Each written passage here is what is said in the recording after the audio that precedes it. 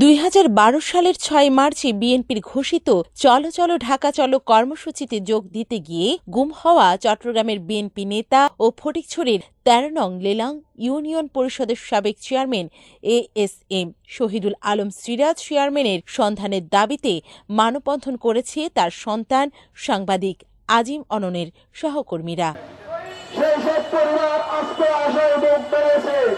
5 ফেব্রুয়ারি বুধবার চট্টগ্রাম প্রেস ক্লাবের সামনে চট্টগ্রাম মেট্রোপলিটন সাংবাদিক ইউনিয়ন সিএমইউজের সাধারণ সম্পাদক সালেহ নোমানের সভাপতিত্বে ও সাংবাদিক ইমরান এমির পরিচালনায় মানববন্ধনে সংহতি প্রকাশ করে চট্টগ্রাম নগরের বিএনপির সাবেক সাধারণ সম্পাদক আবুল হাশেম বক্কর প্রধান অতিথির বক্তব্যে তিনি বলেন, ফ্যাসিস্টের বিরুদ্ধে দাঁড়াতে গিয়ে গুম হয়েছেন সিরাজ চেয়ারম্যান। অনন ছোট ছিল তখন, এখন সে তার বাবার সন্ধানে আবারও মাঠে নেমেছে। বোয়ালখালীর বাঁচা চেয়ারম্যান সহ অনেকে রাজপথে আন্দোলন করতে গিয়ে তারা গুম হয়েছেন। আমরা বিগত দিনেও সোচ্চার ছিলাম, এখনো আছি।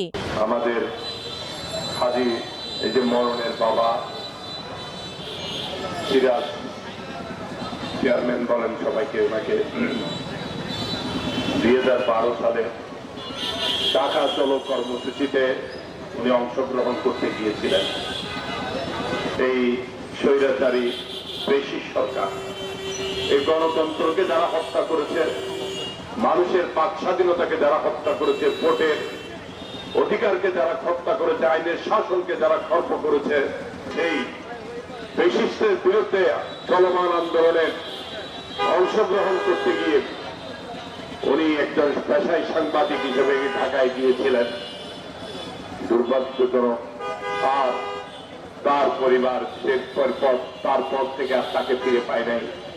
এই 12 বছরের মরণ হয়তো তখন অনেক ছোট ছিল, সে সবকিছু ঠিক সময় মতো অনুধাবন করতে পারে নাই, বুঝতে পারে নাই, কিন্তু এখন তার বয়স হয়েছে। তার পরিবার তার বাবার সঠিক সন্ধান, সঠিক অবস্থান যারা না দিদায় বা রাষ্ট্র বা সরকার বা আমরা সেটা দিতে পারে নাই, বিদায় বিশ্বের বিভিন্ন সমস্যার সংকটের সম্মুখীন হচ্ছে। এটাই কিন্তু বাস্তবতা।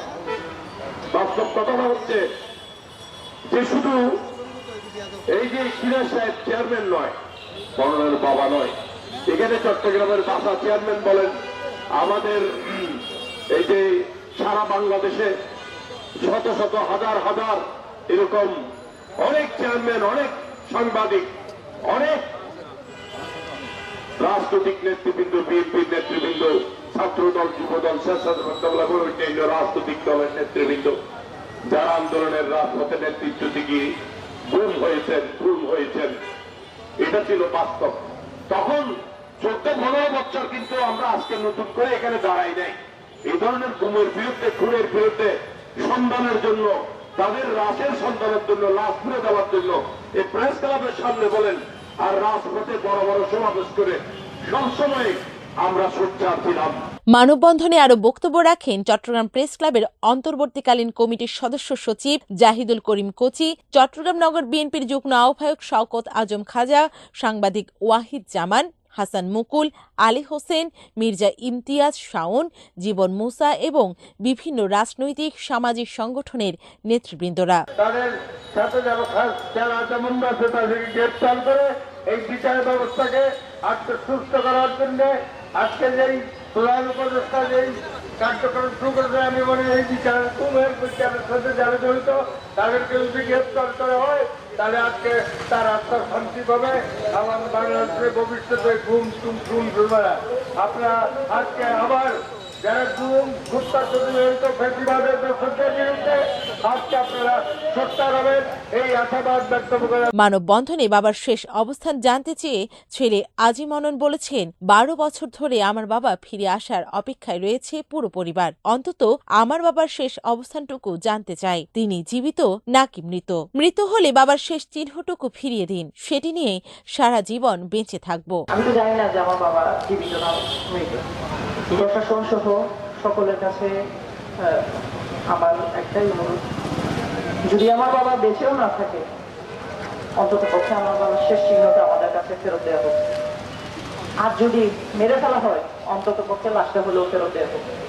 কোথায় তার শেষ খবর, কোথায় আমরা সেই জিনিসটা জানতে চাই। বিশেষ করে আজকে 12 বছর পরে আমার সহকর্মী বড় ভাইরা যে আয়োজন করছে তাদের প্রতি কৃতজ্ঞ।